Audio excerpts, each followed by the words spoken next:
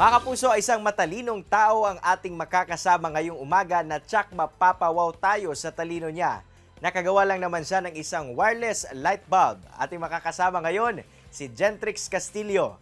Gentrix, good morning and welcome sa At Home with GMA Regional TV. Kamusta kayo dyan sa Abra? Good morning mga kapuso. Okay lang kami dito sa Abra, sir. Gentrix, unang-una, little background po sa inyong pagkakakilanlan. Sino po ba si Gentrix? Ako nga po pala si Gentrix Castillo, tubong Bangged, Abra.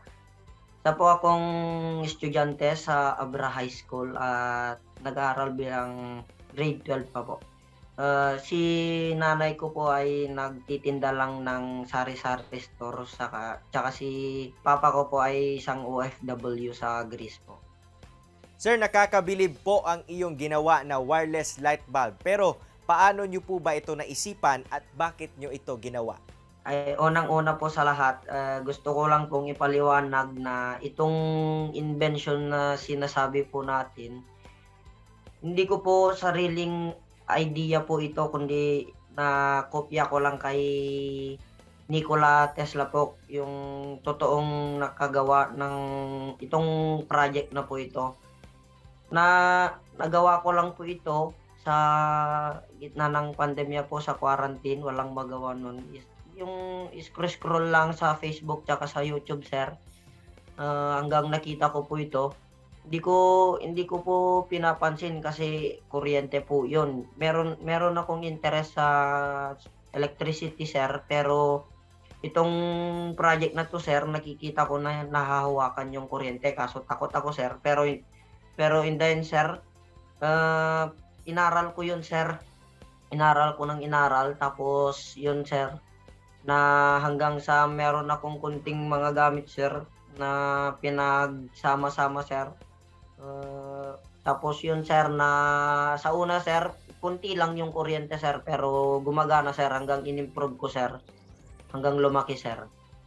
Siyempre, curious kami mga kapuso, ano-ano po ba ang mga materyales na iyong ginamit sa paggawa ng wireless light bulb? Yung una, sir, yung coil, sir, yung pinaggagalingan ng kuryente, sir, nakita ko lang sa old na transformer, sir. Yun, kinuha ko yun, sir.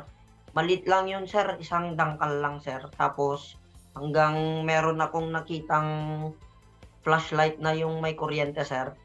Yun yung ginamit kong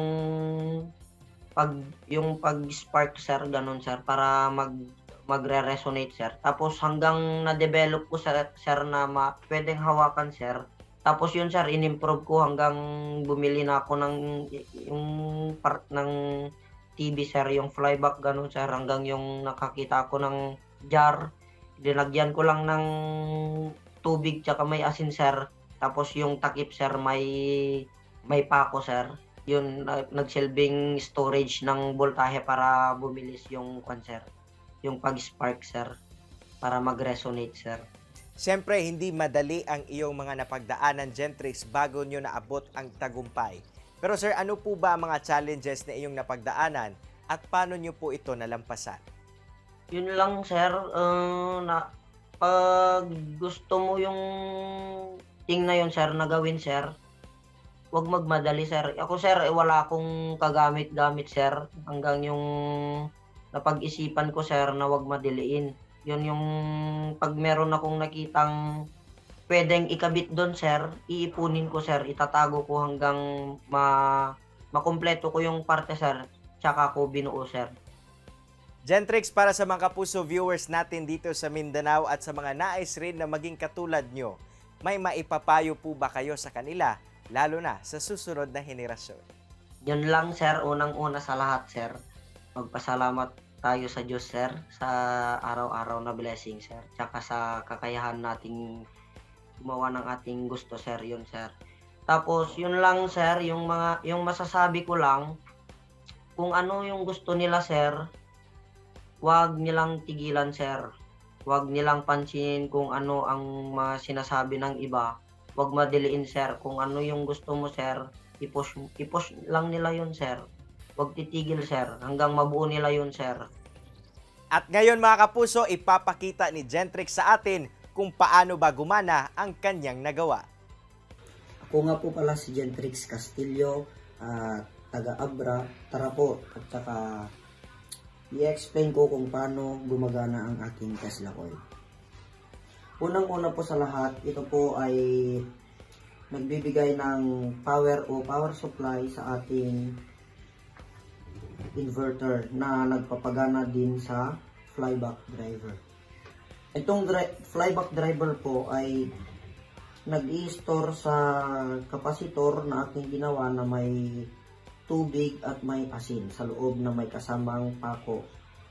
Tapos po, pag nag-charge po itong dalawang kapasitor na ito, mag-i-spark po dito. Ito po, yung spark gap.